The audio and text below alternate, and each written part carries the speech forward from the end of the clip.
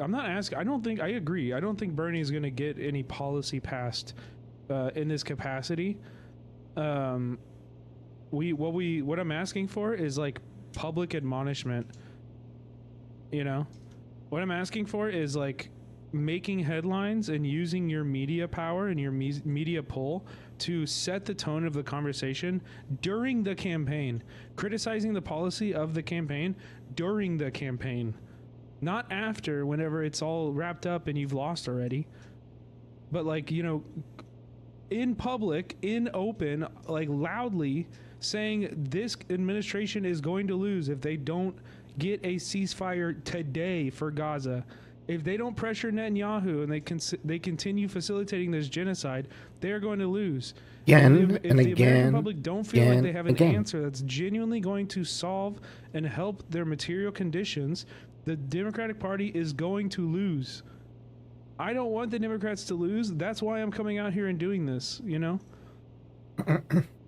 Just hit him every day. Push, fight. Like, I just feel like he rolled over. And it's been this for fucking 3 election cycles now, where Bernie has rolled over for the Democratic nominee and not given any criticism of their campaign after they're nominated. And it's bullshit. Democrats pushing Latinos to Trump, or is it Trump bringing in Latinos? I think more Democrats are pushing Latinos to Trump. What do you think of that? Well, what I think is that Trump has done a good job in claiming that Democrats do nothing more than the woke agenda. In my view, what Democrats have got to focus on, and tell that gentleman, do you want a minimum wage that's a living wage? Do you think health care is a human right? Do you think we should build the affordable housing that we need? Do you think we should take care of our seniors by expanding Social Security? So I think the emphasis has got to be, of course, and wiping out all forms of bigotry. And the Democrats should be proud of standing up for women's rights and abortion rights and gay rights and civil rights. But the emphasis got to be is to make it clear that we are prepared to stand with the vast majority of the people, many of whom are falling further and further behind, while the people on top do phenomenally well. That's a message that, in my view, will resonate with the Latino community and the entire working class community. Let me give one example, perhaps, of this kind of dynamic that we're hearing about. Joe Rogan, very popular podcaster, he endorsed Donald Trump in the final. By the way, is this like throbbing for you guys too? Days of the election for you. Is everything like jiggling? Or is it just me? Years ago, you went on his podcast. You got a lot of feedback for doing that, and for why is it doing that? He endorsed you. So, is this the kind of example of Democrats perhaps shunning or vilifying people who don't totally agree with them? Yeah, I think that's fair enough. Look, you can have an argument with Rogan, agree with him, disagree with him, but what's the problem going on in those shows? It's hard for me to understand that. So I think we've got to get, and clearly you have an alternative media out there, a lot of podcasts that have millions and millions of viewers. Get on the show. Disagree with you here. I agree with you there. I don't see a problem in doing that. And you're right. I got vilified by some of the Democratic establishment because I went on Rogan's show. Now a lot of other people are doing just that. Before I let you go, you were a steadfast supporter of Joe Biden. You were saying that he should not drop out. There's a lot of Monday morning quarterbacking going on, and a lot of it is that, in fact, he should have dropped out earlier, or perhaps... Yeah, he should have never run. This is obvious. If you really are not...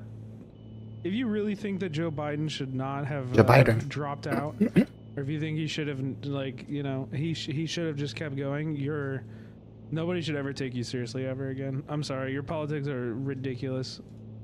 Never run for a second term. I don't want to get involved in that. You know, we got to look forward and not in the back. Kamala did her very best. We got to look forward and never back. Will the big money interests and well-paid consultants who control the Democratic Party learn any real lessons from this disastrous campaign? They will not. If it's look forward and don't look back. Will they understand the pain and political alienation that tens of millions of Americans are experiencing? They will not, if we are only looking forward and never looking back.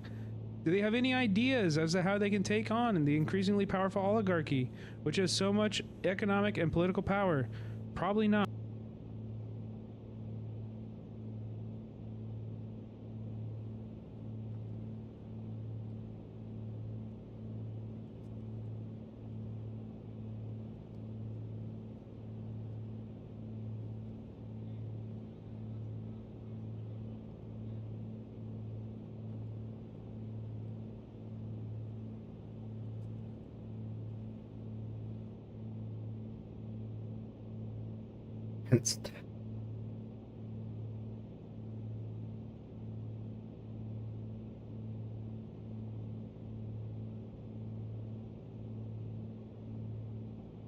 Believe it or not, I work with Melissa Fuentes. That's Nick Fuentes' mother, the Your Body, My Choice kid, for 6 years at LaGrange Park, Illinois. And man, do I gotta get some things off my chest. Lauren still works at the place, so I won't drop where we worked at, but I do know that Nick has a twin sister named Melissa, and she is Lauren's pride and joy. She is the twin of Nick, believe it or not, and the one that came out well.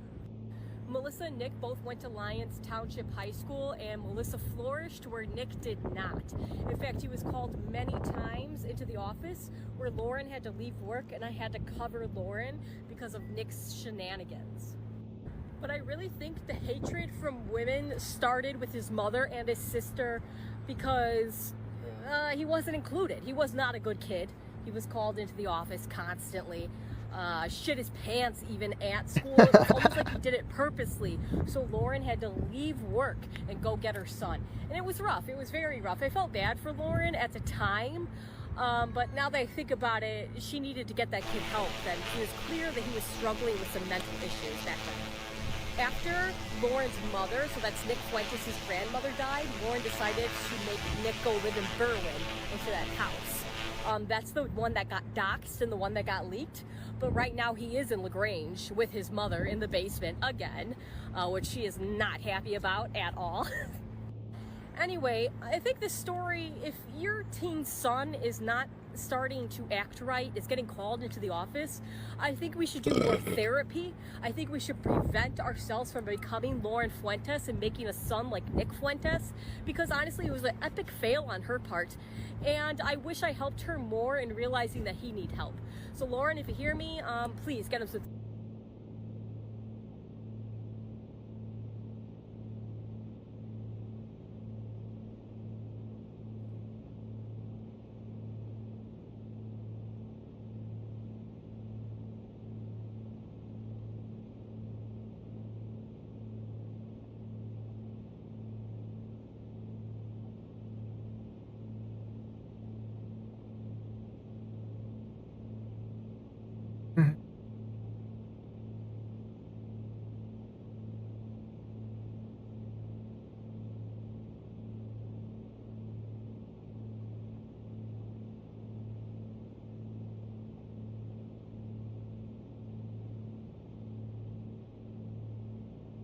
Liberals, left wing liberals, and a man.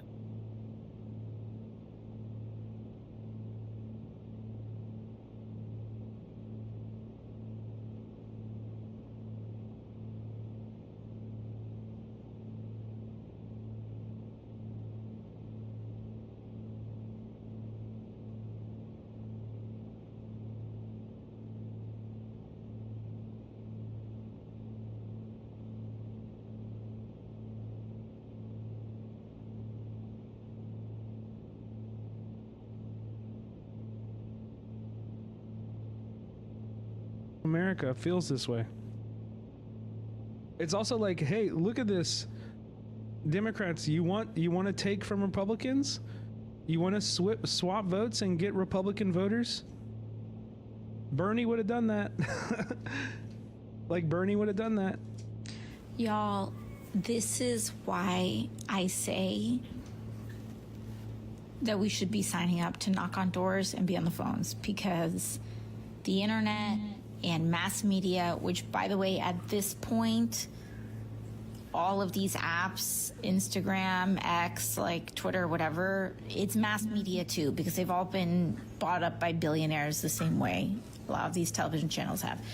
Anyways, If you're only tuning in to those mediums, you will think that most people fall along this spectrum, and a lot of people don't.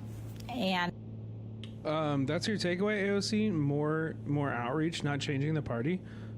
I think she's speaking more to people who are like, I can't believe these answers. This is so insane. Like, what? These answers are blowing my mind. I think she's speaking to that. And I think this is good advice. This is the same advice that I've been telling everybody in here. We need to build real life community. We need to be engaged in politics in like a more real way. And like, you know, like, I think part of that is like going out and meeting people where they are. But that also means like getting an understanding of where Americans are politically. Like meeting people where they are when you're organizing means understanding where they're coming from and understanding what, you know, what are the issues that are actually affecting their lives. And I think as much as she's giving this advice to this person who's saying that, she's also giving it to the Democratic Party. You know? I think she's speaking to the disconnect in the Democratic Party. And listen, you guys know I'm no like huge mega AOC simp or supporter, but I think she's right here. And that's why it's important to be at the doors, and that's why it's important to be on the phones, and that's why it's never just like a little junior thing that you grow out of, but that we always need to be listening, because you will learn a lot. True. Another area that I thought was really interesting was hearing a lot from undocumented people and, importantly, families of undocumented people who do vote, saying that there's been no relief from Democrats or anybody else on immigration path to citizenship for 10, 20, 30 years. Yep. This is something I've been warning about, by the way. And that the influx of asylum seekers, there's a lot of misinformation about what benefits they do or may not receive, etc., that has generated a certain resentment. And I do find it very interesting how, once again, the tool of us versus them has been drawn even in this situation. I don't think a lot of people, undocumented people, realize that Trump views them as criminals too. By that I mean there's a lot of people that were like, oh, he's talking about undocumented people who are quote unquote criminals. They believe that everyone who is undocumented has committed a crime. But again, a lot of people don't see it that way. And importantly, what I find very interesting is the fissure, right? Like, even in this issue, the idea that there's like a big difference between in their view, in how these people view it, that there would somehow be a difference between an undocumented person that's been here for a while and an asylum seeker, which creates that like idea of like, I am more deserving, was powerful, compelling, exploited to effect. In fact, so much so that I started to pick up on this on the campaign trail, and I started to deliver a version of a speech when I hit different campaign stops in Wisconsin and Nevada and other places, where I started to clarify for people.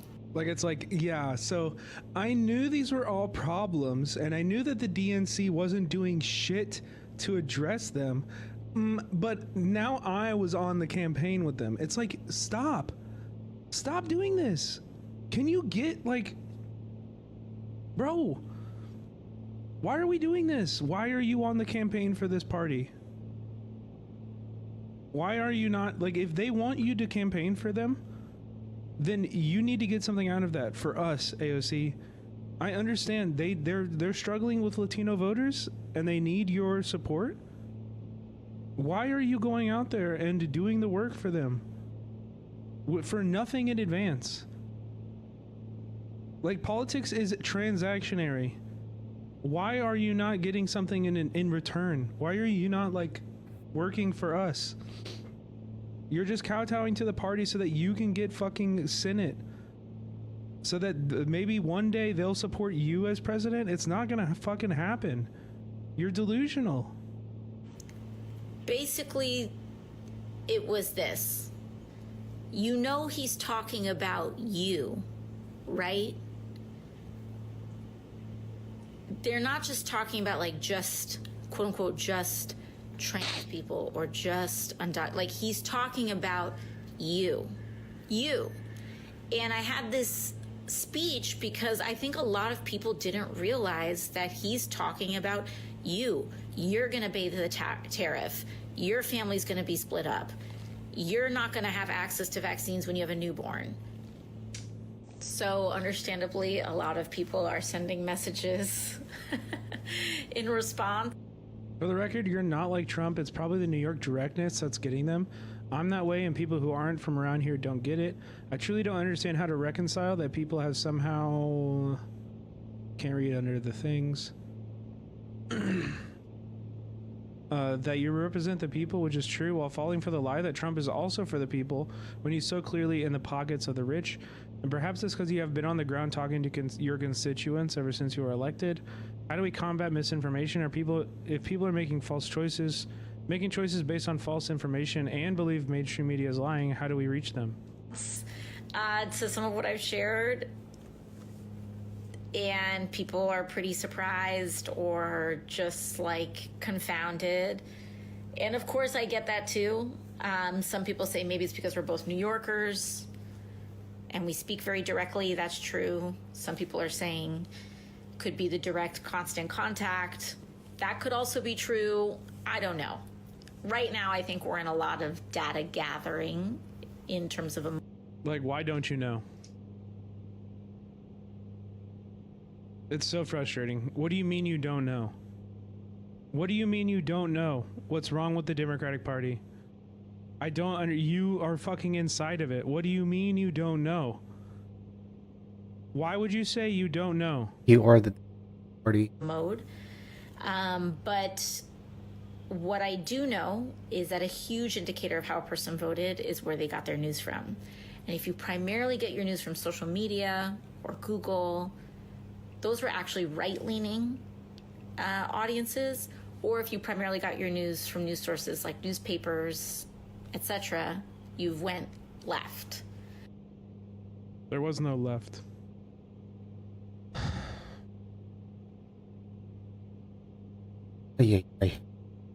All right, everyone. People are really interested in the Q&As, so I would like to ask a couple more questions. Again, if you are a Trump voter, this is not a place of judgment. I'm not here to put your stuff on blast. I genuinely want to know. So here's my next question. If you are a Trump voter, or if you are a Trump Dem split voter, I would like to know where you get your news from, how you got your information about the election. If it was social media, what social media platforms did you see political content on the most? Or who did you follow? What accounts and what people do you follow? Or if it's newspapers, what newspapers do you watch, TV, etc.? Would love to know if you could indulge me. Thank you. Okay, let's dig a little bit deeper. Podcasts in which you and other Democrats should be on. So this guy's basically talking about Joe Rogan. And that other guy, Theo Vaughn. Which ones? I'm so serious. I'm meeting you where you're at. I'm not trying to be defensive about it. Which podcasts are you listening to? Which accounts are you subscribing to? Ooh, look at the guy. Look at him. Oh my God. Look at... What's wrong with it? Look at him. My gosh. He's so cute. Genuinely, let me know which ones specifically, which accounts, which podcasts, etc. Sounds like Is someone sleeping? I heard that too. I was like, is her belly rumbling?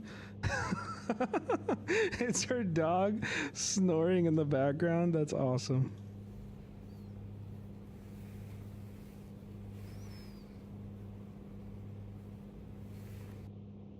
Asking where you get your news from is not stating that or alleging disinformation. It's one of the things that we are seeing and that polls, etc., are saying is that a person's source of news correlated very heavily with how they voted. And I'm just asking the question here to see if that bears out in the answers. I'm not saying it's disinformation or not. I'm just curious if what we are seeing reported plays out in the Q&As. So where do you get your news from? So I find some of the answers here very interesting, because like some people think there's an allegation in here baked in to this question that it's about being uninformed or misinformed or anything like that. I'm not saying any of that. Why? What do you mean? Why aren't you saying that? It's so obvious. What do you? A billionaire bought Twitter and filled it with the most Nazi right-wing horseshit we've ever seen. Like, it's fucking 4chan now. What are we doing? In fact, I'm saying the opposite. Dude, like, a majority of Americans were fucking duped into believing that immigrants are responsible for their lack of high wages. What are we talking about? There's no disinformation happening. What are we doing? What are we talking about? What are we talking about? Of course it's disinformation. Immigrants do not control how much your boss is paying you to. I'm assuming that you made an informed decision, and I'm asking what informs that decision. I'm genuinely not, again, I'm not here to make you look bad or anything like that. I'll tell you what some of mine are. I read newspapers like the New York Times, but also more independent publications like The Intercept and others. I follow progressive YouTube account. El equipo se encuentra bien. Pero lo cierto es que ya el equipo se encuentra bien, los jugadores en buenas condiciones físicas y todos pues listos como para poder desarrollar lo que ha sido esta convocatoria, ¿no? Bueno, mi cara lo dice todo, ¿no? Bueno, lo cierto es que, compañeros, tenemos declaraciones. Bien, compañeros, esas fueron las declaraciones entonces de los jugadores. Nosotros por acá ya vamos cerrando nuestro informe, pero sí les dejamos un poco la información de lo que será mañana. Mañana arriba Bolivia, la selección de Bolivia viene con 2 días de anticipación, si quiere hacer una aclimatación, ¿no? Aquí a Guayaquil, y tendrá entrenamiento en el Estadio Monumental, ¿sí? Lo desarrollarán el día de mañana, luego de que hagan su arribo durante la mañana. En la tarde tendrán su entrenamiento acá. Y con eso pues ya Ecuador mañana sí tendrá su actividad en el George Capwell. El miércoles rueda de prensa de Sebastián Becasés y seguramente la rueda de prensa por parte de Bolivia también, como debe ser previsto previo a un partido de eliminatorias. Con esto los dejo para que sigan con todo el análisis en F de Fútbol. Jesus Christ. What? X, I don't like mainstream media, but I follow you, Mark Cuban, Jay Calasanis, and Bernie. Our Right Side Broadcast Network on YouTube. Okay. I tend to follow more disaffected libs, Dims, more Joe Rogan, Tim Pool, Jimmy Dore. Oof. I get news from X. Seems like mainstream media is out of touch and only cares about using the right words. Yeah, if you're not using slurs in your tweet about news, if you're not using slurs, then I don't follow you. 3% Fox News, 5% CNN. The rest is based off of what I see and experience, better or not. New York Times and independent media through Instagram, CNN, Fox, MSNBC are very biased and lie. Real News No Bullshit Instagram account and Ground News Instagram account. And that person voted for Trump? Isn't Ground News like based or no? They're like neutral, I guess. You're so into INT and reaching out to those who didn't vote for Dems that you're losing me? Just curious for today. Don't worry, we will turn inward too. The Free Press, Tangle, Morning Brew, Philip DeFranco, shout out, hello. Tim Pool, New York Post, Mario Nawfal, AP, Joe Rogan, House and Habit, Candace Owens, Tucker Carlson, also BBC, Democracy Now!, Free Press, and you. Damn, dude, what the fuck is your media diet? You're listening to Candace Owens and Democracy Now!? The fuck? Yes, I can. Let's dig into it. Now, let's turn to the other end of the spectrum. And let's talk about the left, grassroots, and also, importantly, non-voters, especially non-voters in swing states. I'm really curious to hear from you. I'm really curious to hear. Wait, is Hassan going to get blamed for non-voters in swing states in this? I haven't watched these yet, so this will be interesting. From the left and from grassroots. Now, this is where I come from, so I feel like I personally am more familiar with it, but I've noticed that a lot of people are tuning into these stories, so it is important for us to share, because my big gripe... Yeah, Instagram is super right-wing. Instagram is very right-wing. They actively suppressed Palestinian content. Like, they were one of the first people to do it. You will not get news about Gaza on Instagram unless you're actively following like a fuckload of Palestinian accounts and you go into your settings and flip the switch at the bottom of your fucking deep inside of your settings to allow political posts. There is a setting that is on by default that suppresses political posts on Instagram. Party pays so much attention to psychoanalyzing Republican voters and Trump voters, which is fine. It's important to understand the entire electorate. But the Democratic Party almost never puts the same amount of energy into trying to understand non-voters and our own base, especially the way Republicans pay attention to their base. So sound off here. Yeah, I mean, I'm still on X right now, but that doesn't change the overall culture of the website. The culture of the website is still very, very, very right-wing. If you're on the left or if you're a non-voter, give me your take. So they said Arizonan Majority Report, Hasanabi, Vosh, mostly streams, to be honest. Democracy Now!, I guess. 90% of my news comes from listening to podcasts. Pod Save America, and they didn't get you to vote? Damn, Pod John's losing, bro. Left-wing swing state voter, New York Times, TikTok, Carolina Forward. Who's that? Podcasts like The Amendment. More Perfect Union, W. Democracy Now!, The Intercept, CNN. Destiny, David Pakman, Brian Tyler Cohen. Who's that? Jon Stewart. You, Reports on Gaza and mainstream news sources while using critical thinking. ProPublica, The Intercept, David Pakman. Majority Report. I use Ground News and watch leftist creators like Hasanabi, Second Thought, FT Signifier. Based. Pod Save, The Daily, Emily in Your Phone, Brian Derrick, NPR, New York Times and You. AP Reuters, Sharon Say So. Jessica Yellen, Heather Cox Richardson. I don't even know all these people. Now